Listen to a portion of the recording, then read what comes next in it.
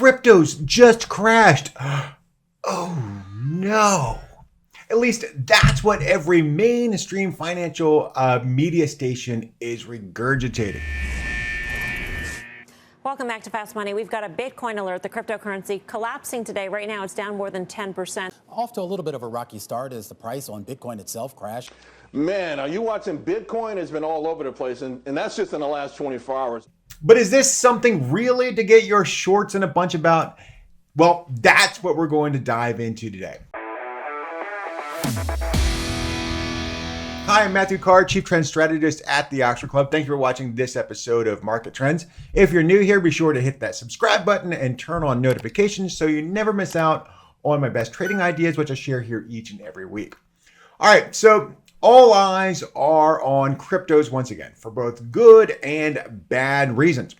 Over the past month, Bitcoin has been chugging higher, and over Labor Day weekend, we topped $52,000. That was the highest level since mid-May. But then on Tuesday, it all went belly up. So what's the deal? Well, one of the recent drivers for Bitcoin is that on Tuesday, El Salvador became the first country to recognize Bitcoin as legal tender.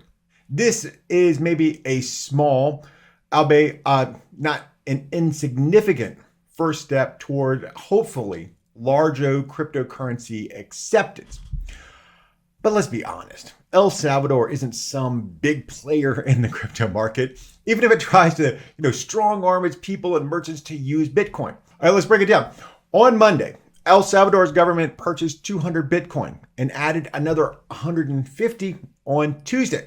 That brought the country's total Bitcoin holdings to 550. For an individual, that's a fairly sizable position, topping $25 million. But beyond that, it's really not much. For comparison, MicroStrategy, which people, love or hate, owns more than 100,000 Bitcoin. Tesla owns more than 40,000. Galaxy Digital owns nearly 17,000. And in August, Marathon Digital, the miner, mined 469.6 Bitcoin just in that month. All right, so these are billions of dollars in Bitcoin some of these companies are sitting on. And that makes El Salvador's government holdings appear, quaint to say the least. But I will say, as the saying goes, every journey of 1,000 miles begins with one step. So this is on that path, hopefully towards, broader adoption.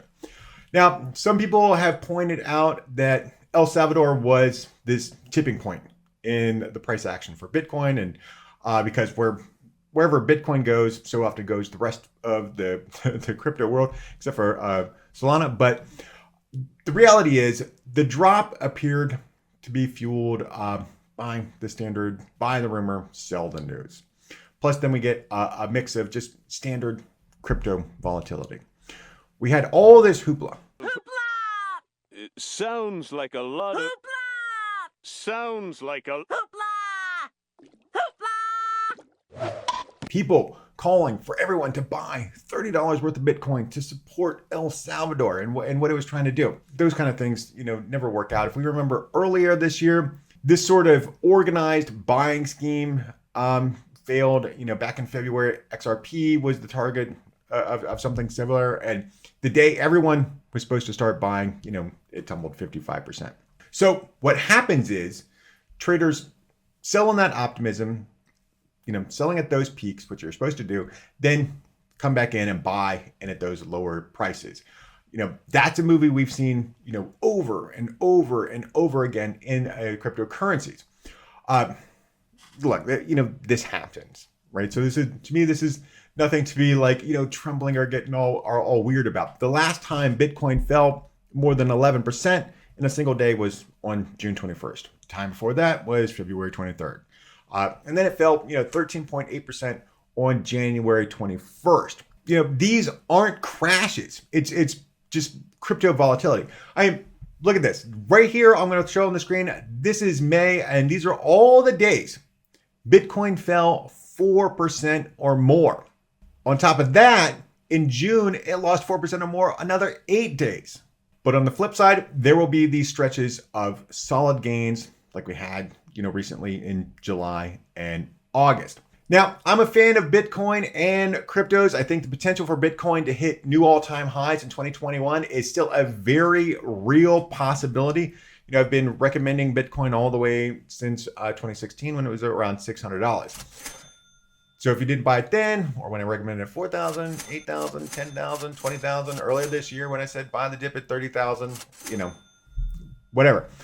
But if you don't want to open a digital wallet, I get it. I also like exposure to the cryptocurrency market through miners like Marathon Digital, ticker symbol MARA.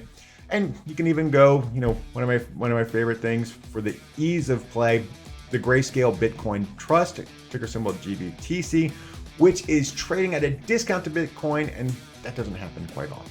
Well, I'm Matthew Carr, Chief Trend Strategist for the Oxford Club. Thank you for watching this episode of Market Trends. For more information like this, be sure to go down to the description and sign up for my free e-letter. Until next time, here's the high returns.